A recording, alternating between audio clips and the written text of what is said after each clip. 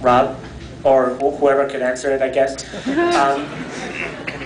The last tour, the Lights in the Sky, was one of the most visually and musically immersive experiences that I've ever gone to, and I've been to a couple other shows since then.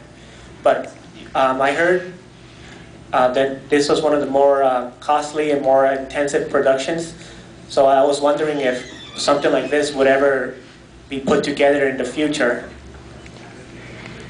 It's a weighted question.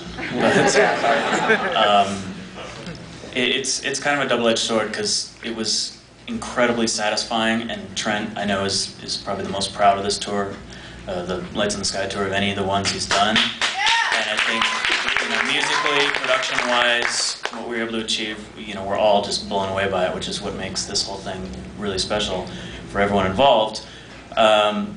But at the same time, pulling that off every night was exhausting.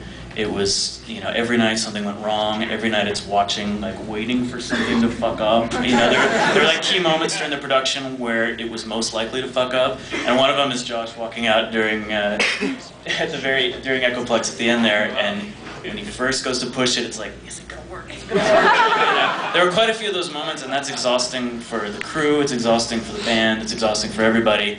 And I think, obviously, the Wave Goodbye tour was Trent's kind of direct reaction to that, which was a no-production tour, and it was just more focused on the music. So he was ready for a break. We were all ready for a break, but it was so satisfying that, whatever happens in the future, I imagine that there's an interest in exploring that again, because it was a whole different world creatively and really fun. Awesome. One of the nail-biters, probably especially for Trent, was when he steps to the screen, during the song only, is the static going to separate? Because sometimes it wouldn't. And that's one of the things that probably, Rob, that you're referring to not working. That's definitely, well, that one and echoplex are the same problem. They both work with the same sensor.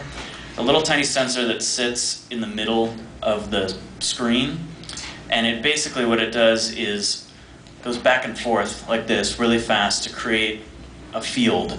And since it's moving back and forth so fast, anytime that anything crosses that field, the sensor knows exactly where that's happening. So when Trent crosses that field in one part of the stage, it knows he's there, and it can move the particles for only around him. Same thing when Josh puts his arm through that field to push a button. There's no actual buttons there. It just knows where his hand is, and it knows that it's on one of the virtual buttons. So that sensor couldn't be there for most of the set because they're thrashing around during March of the Pigs, or they have to wheel the ghost thing in and out.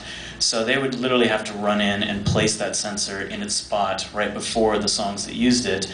And there's about 1 million opportunities in that process for it to not work. So any song that involved that sensor was a huge nail-biter, definitely.